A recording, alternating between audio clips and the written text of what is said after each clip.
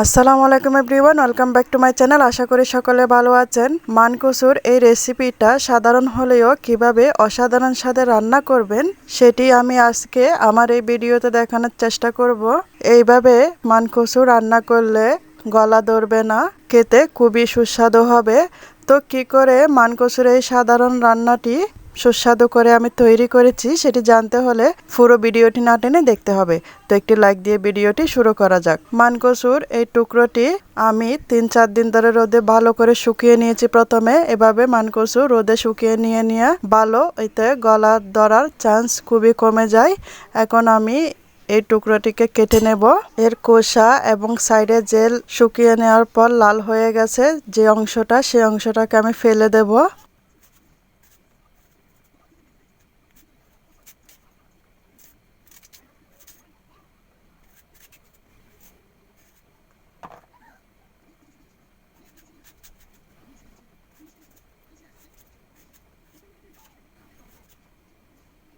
কোষা এবং সাইডগুলো ফেলে দেওয়ার পর মানকসুর টুকরোগুলোকে আমি কুচি কুচি করে কেটে নেব।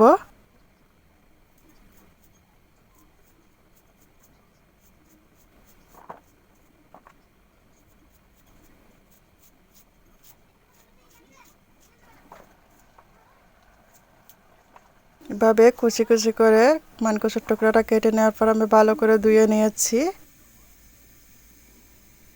রান্না করার জন্য এখানে টমেটো কুচি, কাঁচা মরিচ, ধনিয়া পাতা, পেঁয়াজ কুচি আর রসুন কুচি নিয়েছি। সাথে নিয়েছি ছোট ছোট চিংড়ি মাছ। আপনারা চাইলে বড় চিংড়ি মাছ দিয়ে এটি রান্না করতে পারেন। এখন কড়াইতে সয়াবিন তেল 2 টেবিল চামচ, এখানে রসুন কুচি এবং পেঁয়াজ কুচিটা দিয়ে ভালো করে ভেজে নেব।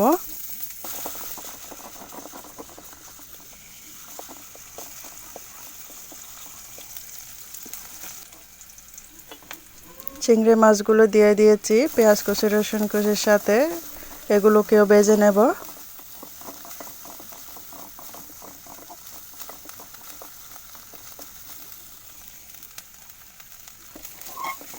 ভাজা হয়ে গেলে এই পর্যায়ে গরম মশলার গুঁড়ো দিয়ে দিয়েছি 1/2 টেবিল চামচ, হলুদের গুঁড়ো দিয়েছি 2 চা চামচ, লাল মরিচের গুঁড়ো দিয়েছি 1/2 টেবিল চামচ, লবণ দিয়েছি 2 থেকে 3 চা চামচ এবং ভালো করে ছোট আছে মশলাটাকে কিছুক্ষণ নেড়েচেড়ে ভেজে নিয়েছি। এখন 1/2 কাপ পানি দিয়ে কিছুক্ষণ মশলাটার জাজালো গন্ধ চলে যাওয়ার জন্য কষিয়ে নেব। ছোট আছে বসিয়ে রেখেছি সেজন্য।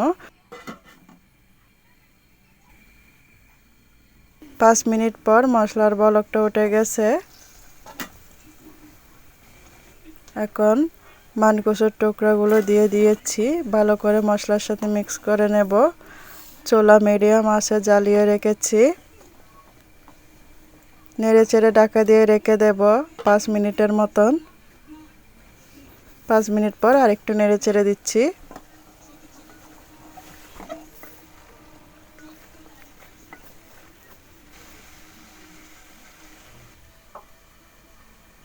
ঢাকা দিয়ে রেখে দিয়েছি আরও 2-3 মিনিট।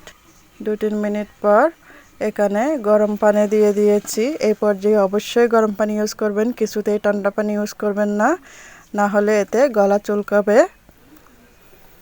2-3 কাপ পরিমাণ গরম পানি দিয়ে মশলাটাকে মানকসুর টুকরোগুলোকে নেড়ে চেড়ে দিচ্ছি। চুলার আঁচটা একটু বাড়িয়ে দিয়েছি। ঢাকা দিয়ে রেখে দেব, বলক ওঠার জন্য অপেক্ষা করব।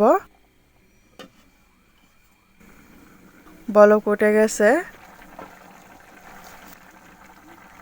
এখানে আমি তেঁতুল দিয়ে দিয়েছি কয়েকটা। তেঁতুলটা মানকসুতে দেওয়া ভালো।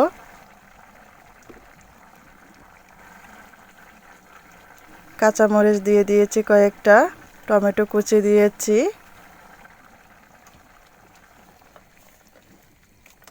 নেড়ে চেড়ে দেব এবং ঢাকা দিয়ে রেখে দেব 5-6 মিনিটের মতন। 5-6 মিনিট পর ধনিয়া পাতা দিয়ে চুলা থেকে রেসিপিটা নামিয়ে নেব।